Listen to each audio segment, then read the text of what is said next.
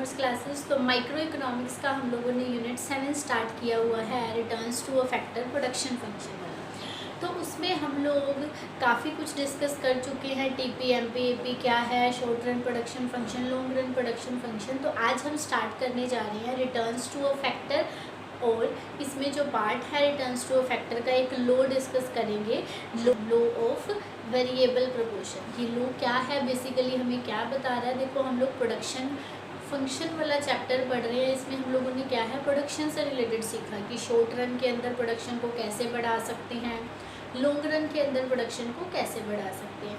हमने बोला था कि जो शॉर्ट रन प्रोडक्शन फंक्शन है उसे रिटर्न्स टू अ फैक्टर भी बोलते हैं। क्यों?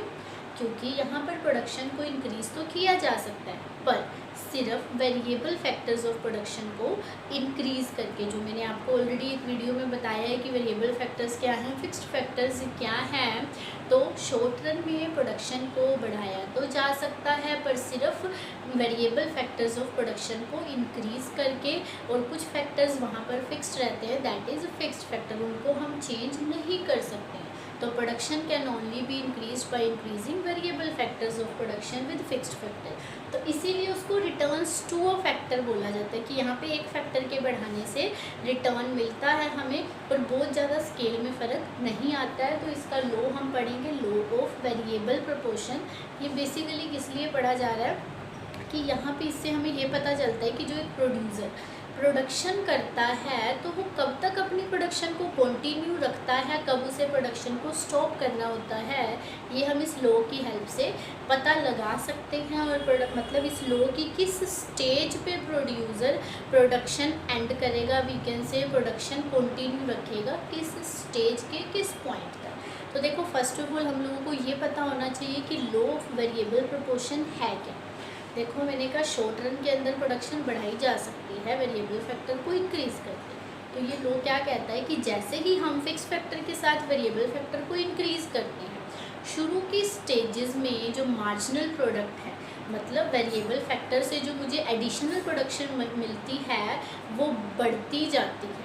MP increases in the initial stages. Initial stages में MP इंक्रीज़ करता है जब हम वेरिएबल फैक्टर को इंक्रीज़ करते हैं फिक्स फैक्टर के साथ, जिस वजह से total product increases at increasing rate. देखो इसी से ही स्टेजेस बनेगी, मीनिंग से ही। क्या बोला, जब हम वेरिएबल फैक्टर को फिक्स फैक्टर के साथ बढ़ाते हैं तो शुरू की स्टेजेस में मार्जिनल प्रोडक्ट बढ़ता है, जिस वजह से टोटल प्रोडक्ट भी बढ़ता है। और किस रेट से?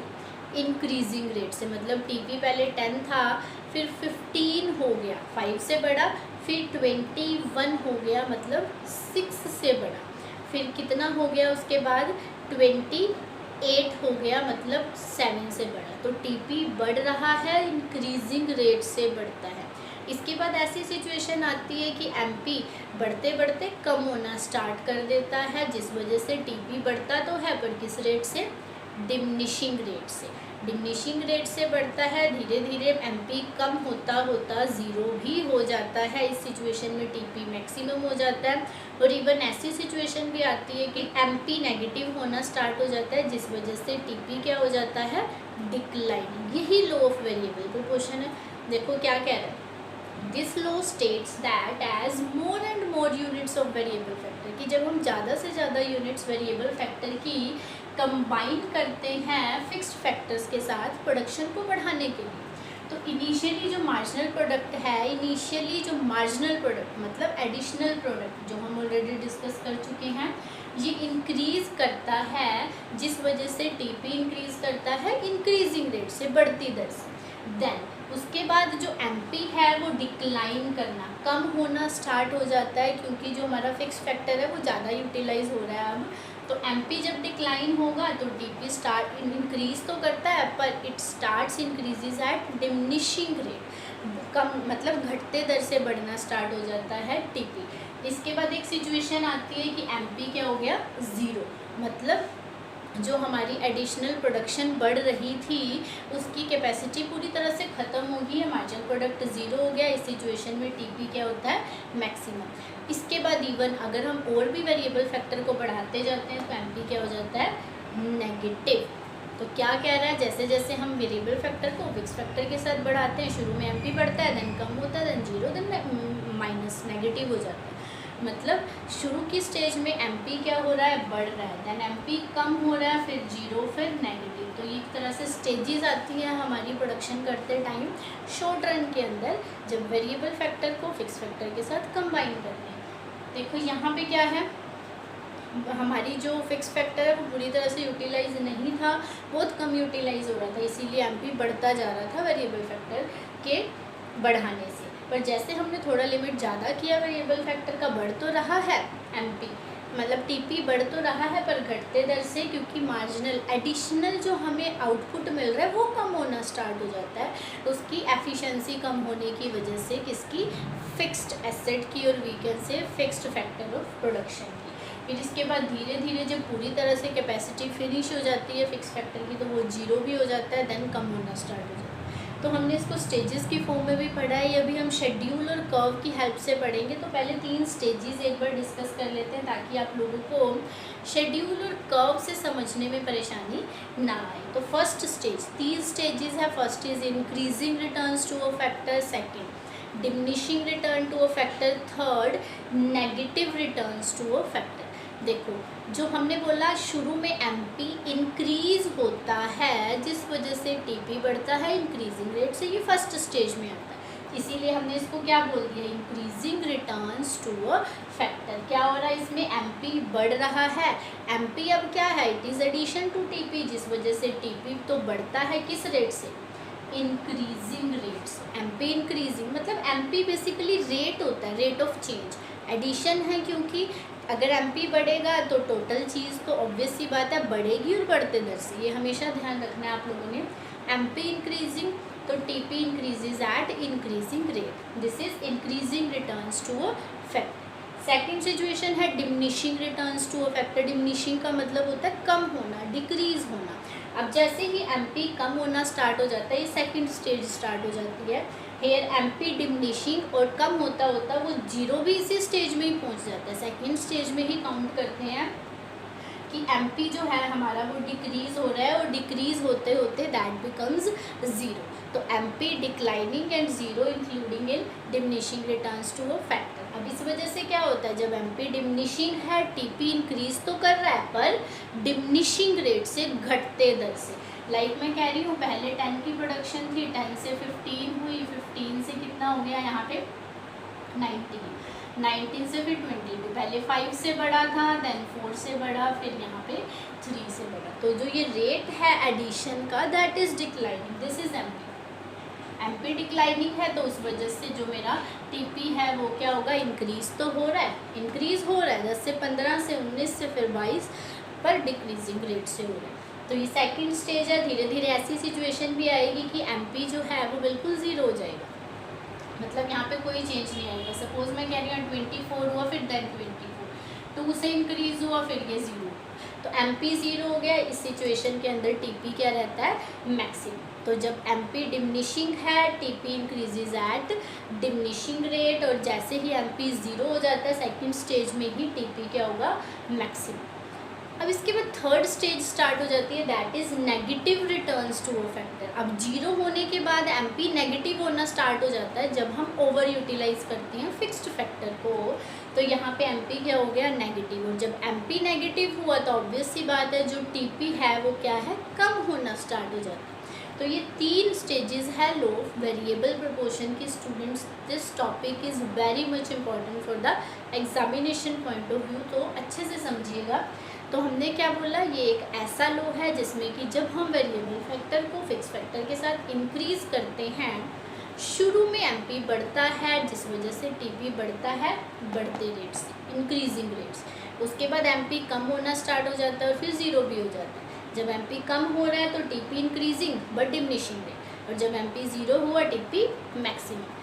धीरे धीरे एमपी नेगेटिव होना स्टार्ट हो जाएगा ज़ीरो होने के बाद। तो जब एमपी नेगेटिव हुआ तो टीपी डिक्लाइनिंग, टीपी कम होना स्टार्ट हो जाएगा। अब देखिएगा ये कंसेप्ट मैं आपको शेड्यूल और कर्व की हेल्प से क्लियर करूँगी, जिससे आपको बहुत अच्छे से क्लियर होगा। यस स्टूडेंट्स, देखिएगा law of variable proportion with the help of schedule and curve. Schedule क्या होता है? टेबल की हेल्प से ये, और आपको कर्व की हेल्प से ये कैसे लॉ ऑफ वेरिएबल प्रोपोर्शन की 3 डिफरेंट स्टेजेस एग्जिस्ट करती है। देखो, यूनिट्स ऑफ लैंड क्या है? जो एक फिक्स्ड फैक्टर है, कांस्टेंट रहेगा, एक ही लैंड का पीस है, जो भी हम कह रहे हैं 1 हेक्टेयर ही हमारे पास लैंड है, कांस्टेंट है। जैसे जैसे मैं इसके साथ वेरिएबल फैक्टर मींस लेबर की यूनिट्स को बढ़ाती जाती हूँ, उससे एमपी और टीपी पे क्या अफेक्ट पड़ता है वो देखते हैं। देखो, जैसे फर्स्ट यूनिट जब लेबर की यूटिलाइज हो रही थी, एक ही वर्कर काम कर रहा था, तो जो टोटल प्रोडक्ट था दैट इज़ 2 यूनिट्स प्रोड्यूस कर पा रहे थे। एक मशीन पे जब 2 लोग काम कर रहे थे तो 2 यूनिट्स प्रोड्यूस हो रही थी। वही हमारा क्या बना यहाँ पे? एमपी, क्योंकि इनिशियल लेवल के ऊपर एडिशन तो सेम ही रहती है। इसके बाद क्या हुआ? जैसे ही मैंने 2 यूनिट्स मतलब 2 वर्कर्स काम करने लगे, 1 यूनिट इंक्रीज़ हुआ, तो उससे एडिशन कितना हुआ? 3 और यूनिट्स प्रोड्यूस हुई, मतलब टोटल प्रोडक्शन कितना हो गया? 5 यूनिट्स का। मतलब जब 2 वर्कर्स काम करने लगे, पहले 1 था, 2 हुए, तो 3 और यूनिट प्रोड्यूस हुई, तो टोटल कितना हुआ? 5। जैसे एक और बढ़ा तो 4 यूनिट प्रोड्यूस होने लगी हमारी एडिशन कितना हुआ? 4 यूनिट्स का, टोटल 9 यूनिट्स प्रोड्यूस हो रही है यहाँ पे। अब जैसे जैसे हमारा इंक्रीज होता जा रहा है वेरिएबल फैक्टर, वैसे वैसे एमपी, शुरू में देखो एमपी एडिशन कितना हुआ? 4 यूनिट्स का, पहले 2 था, फिर 3 था, फिर 4 यूनिट्स का, पर इसके बाद से देखो जो एडिशन था वो कम होना स्टार्ट हो रहा है, एडिशन डिक्रीज होना स्टार्ट हो रहा है। जब मैंने थोड़ा ज़्यादा किया वेरिएबल फैक्टर को, 4 यूनिट यूज़ करने से डिक्रीज़ हो गया एमपी, उसके बाद और डिक्रीज़ हुआ, उसके बाद और डिक्रीज़, फिर 0 आ गया, फिर -1 आ गया।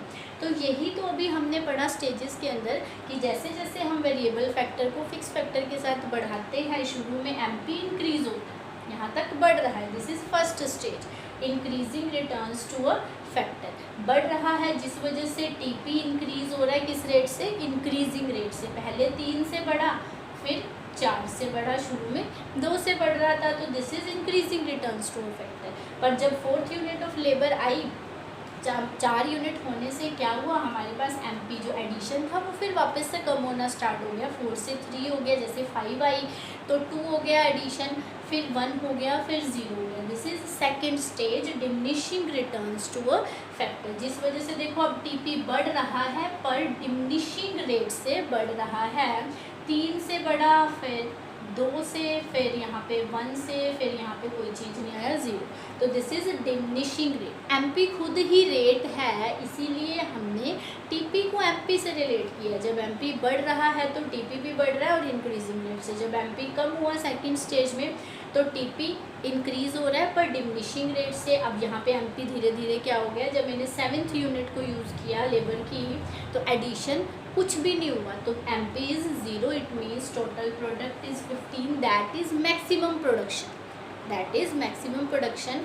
तो जो एक प्रोड्यूसर होता है वो भी हमेशा till the end of second stage तक की प्रोडक्शन करता है। ये याद रखिएगा, 1 मार्क्स में पूछा जाता है कि जो एक प्रोड्यूसर है वो प्रोडक्शन किस स्टेज तक कंटिन्यू रखता है? Second stage, till the end of second stage. कई बार स्टूडेंट्स इसको 3rd स्टेज में काउंट करते हैं, नहीं, ये सेकंड स्टेज के एंड में इंक्लूड होता है। जब एमपी 0 हुआ तो टीपी मैक्सिमम। अब अगर मैं और यूनिट वेरिएबल फैक्टर की बढ़ा दूंगी तो ये नेगेटिव होना स्टार्ट हो जाएगा, मतलब इसका कोई फ़ायदा नहीं हो रहा है एक्स्ट्रा वर्कर से काम लेने का, पैसे भी उसे देंगे, तो यहाँ प्रोडक्शन क्या हो जाती है? एमपी माइनस होना स्टार्ट हो जाता है, तो इस वजह से टोटल प्रोडक्शन डिक्रीज हो रही है। इसीलिए जो प्रोड्यूसर है वो इस स्टेज तक ही कंटिन्यू रहता है, यहीं पे प्रोडक्शन को रोक देता है। तो ये तो शेड्यूल था, first stage increasing returns to a factor, this is diminishing returns to a factor, this is negative returns to a factor. Curve की हेल्प से देखिएगा, टीपी कर्व एमपी से डिराइव हुआ, और वीकेंड से टीपी की हेल्प से एमपी कैसे भी कर सकते हैं। हमने इसको अच्छे तरीके से बना के दिखाना है, और रिलेशन पूरा क्लियर होगा स्टूडेंट्स। देखिएगा, देखो जो टीपी कर्व है, सबसे पहले तो ये देखो, this is X axis, this is Y axis, दोनों एक दूसरे के ऊपर नीचे ही बनेंगे। ये हल्का सा इधर नहीं होना चाहिए और हल्का सा उधर नहीं होना चाहिए। एक्स एक्सिस में यूनिट्स ऑफ लेबर लिया जाएगा, सेम इधर भी, तभी मैंने ऊपर नहीं लिखा, सेम है दोनों। और इधर टीपी कर्व दिखाना है, टोटल प्रोडक्ट कर्व दिखाना है, तो यहाँ पे वाई एक्सिस पे टोटल प्रोडक्ट, इधर एमपी कर्व शो करना है, तो दिस इज मार्जिनल प्रोडक्ट यहाँ पर लिखेंगे वाई एक्सिस पे। तो देखो, जब मैं टीपी कर्व दिखा रही हूँ, शुरू में ये इंक्रीज करता है इंक्रीजिंग रेट से, देन डिमिनिशिंग रेट से यहाँ मैक्सिमम हो गया पॉइंट टी पे, फिर कम होना स्टार्ट हो गया। This is TP curve, increases at increasing rate, increases at diminishing rate, then maximum, then decreasing. ठीक है, और मैंने कहा था ये कब तक इंक्रीज करता है इंक्रीजिंग रेट पे, जब तक एमपी बढ़ रहा है, यहाँ तक एमपी इंक्रीज हो रहा है। इसके बाद जब एमपी कम होना स्टार्ट हुआ तो टीपी बढ़ तो रहा है पर डिमिनिशिंग रेट से, डिमिनिशिंग रेट से यहाँ जैसे ही एमपी ज़ीरो हुआ टीपी मैक्सिमम हो गया, और जैसे ही एमपी नेगेटिव होना स्टार्ट हुआ टीपी डिक्लाइन हो गया। ठीक है, अब स्टूडेंट्स क्या करते हैं, ये फिगर्स की हेल्प से बनाते हैं। आप लोग फ्री हैंड कर्व ही बनाओगे, इसका कोई मार्क्स डिडक्ट नहीं होता है, मुश्किल हो जाता है, जबकि मार्क्स नहीं कटेगा, मुश्किल हो जाएगा। आपने फ्री हैंड ही बनाना है। बनाते टाइम स्टूडेंट्स को इसमें भी कभी प्रॉब्लम आती है। देखो मैं बताती हूँ, हम लोग पहले क्या करेंगे, सिंपल याद रखना, शुरू में बढ़ रहा है इंक्रीजिंग रेट से। जब भी कोई भी चीज़ इंक्रीजिंग रेट से बढ़ती है तो हमेशा इस तरह से कर्व बनेगा, और जब डिमिनिशिंग रेट से बढ़ती है तो इस तरह से। आगे भी ये यूज़ होगा हमारे नेक्स्ट कर्व्स के अंदर, तो आप याद रखिए। और ऑब्वियस सी बात है, जब डिक्रीज है फिर तो नीचे ही आएगा, वो तो हमें दिख ही रहे। तो इंक्रीजिंग रेट से बढ़ रहा था तो हमने इस तरह से कर्व को बनाया, डिमिनिशिंग रेट से बढ़ रहा है तो इस तरह से कर्व को बनाया यहाँ तक। जब कम होना स्टार्ट हुआ तो बिल्कुल नीचे आने लग गया। ये पीक है तो मैक्सिमम है, दिस इज अंडरस्टूड। अब देखो, जब हम बनाएंगे इसे, पहले आप टीपी कर्व बना लोगे इस तरह से, इस तरह से, इस तरह से। जब तक ऐसे इंक्रीज हो रहा है, इस शेप में है, तो ये पॉइंट मार्क कर लो, इधर मैक्सिमम तक पॉइंट मार्क कर लो, फिर डिक्लाइन होना, इधर से फिर परपेंडिकुलर की तरह एक ड्रॉ कर लेंगे ताकि एमपी कर्व बनाना इजी हो जाए हमारे लिए। फिर उसके बाद एक मैक्सिमम पॉइंट से ड्रॉ करेंगे परपेंडिकुलर। क्या हुआ, आप देखो, शुरू से लेके इस पॉइंट तक तो हमने एमपी को बढ़ता हुआ दिखा देना, यहाँ कोई रेट नहीं देखना, एमपी को सिर्फ इंक्रीजिंग, डिक्रीजिंग, ज़ीरो और नेगेटिव दिखाना। जैसे ही सेकंड स्टेज आई, ये सेकंड स्टेज में कम होना स्टार्ट हो गया, यहाँ तक कम हुआ, यहाँ ज़ीरो हो गया, मैक्सिमम वाले पॉइंट पे ज़ीरो, देन ये नेगेटिव हो गया तो टीपी डिक्लाइन। तो यही रिलेशन तो शो करना है स्टूडेंट्स, इधर उधर कर्व को कर देते हैं। तो अगर आप इस तरह से कर्व बनाओगे जैसे बताया गया है तो आपको इजीली रहेगा, फ्री हैंड बनाना है, कोई कंफ्यूजन नहीं होगी। तो आई होप स्टूडेंट्स आपको अच्छे से लोफ वेरिएबल का क्वेश्चन क्लियर हुआ होगा, दैट इज़ वेरी इंपॉर्टेंट। तो एक बार दोबारा रिवाइज कर देते हैं। देखो, जब वेरिएबल फैक्टर को फिक्स फैक्टर के साथ इंक्रीज़ किया जाता है, शुरू में एमपी इंक्रीज़ होता है जिस वजह से टीपी बढ़ता है और बढ़ते दर से, this is first stage, increasing returns to a factor. उसके बाद एमपी कम होना स्टार्ट हो जाता है, this is second stage, declining, जिस वजह से टीपी बढ़ तो रहा है पर डिमिनिशिंग रेट से। फिर सेकंड स्टेज में ही एमपी ज़ीरो हो गया, TP maximum. Then MP negative होना स्टार्ट हो जाता है जब फिक्स फैक्टर ओवर यूटिलाइज हुआ, जिस वजह से टीपी क्या हो गया, डिक्लाइनिंग। तो अभी यहाँ पे देखो, जो प्रोड्यूसर है किस स्टेज तक कंटिन्यू करता है, till the end of the second stage, means diminishing returns to a factor. 3 stages हैं, इसमें से काफ़ी क्वेश्चंस बन जाते हैं स्टूडेंट्स। फुल फ्लेज 6 मार्क्स का क्वेश्चन, 1 मार्क्स का, 3 मार्क्स का, 4 मार्क्स का भी नेक्स्ट हम इसकी पोजेस करने वाले हैं, that is also very important. वो भी एग्जाम्स में पूछ ली जाती है कि क्यों ये स्टेजेस होती हैं, इंक्रीजिंग, डिमिनिशिंग और negative returns to a factor. तो स्टूडेंट्स आई होप आपको अच्छे से क्लियर हुआ होगा। कोई भी प्रॉब्लम रहती है तो कमेंट सेक्शन में पूछ सकते हैं। वीडियो पसंद आती है तो इसे लाइक ज़रूर कीजिएगा, चैनल को सब्सक्राइब और नोटिफिकेशन बेल पर क्लिक करना मत भूलिएगा। Thank you, have a nice day.